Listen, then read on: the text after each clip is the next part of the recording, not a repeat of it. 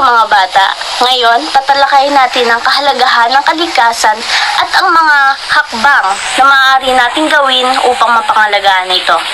Excuse me sir, pwede po bang malaman kung ano ang pangunahing dahilan ng pagkasira ng ating kalikasan? Magandang tanong!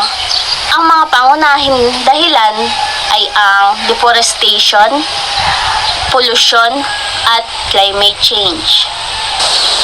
Sorry, ano po ulit yung deforestation? Medyo nalilito po ako. Ang deforestation ay ang mga pag-aalis ng mga hayop at pagtaas ng carbon dioxide sa hangin. Ma'am, pero ano po ang mga hakbang na pwede namin gawin sa paaralan upang makatulong sa isyong ito? Magandang tanong. Maaari tayong magsimula sa pamamagitan ng tree planting activities, recycle program, at pag-aaral ng mga eco-friendly practices. Yay! Gusto ko sumali sa mga gantong proyekto. Anong nangyari?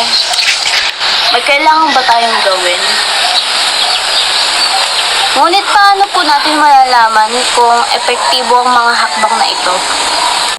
Epektibo ito sa pamamagitan ng pagtutulungan at maayos na pagsusuri. Makikita natin ang mga positibong pagbabago sa ating kapaligiran. At iyon lang mga bata, dito na matatapos ang ating pagtatalakayan. Maraming salamat sa inyong lahat.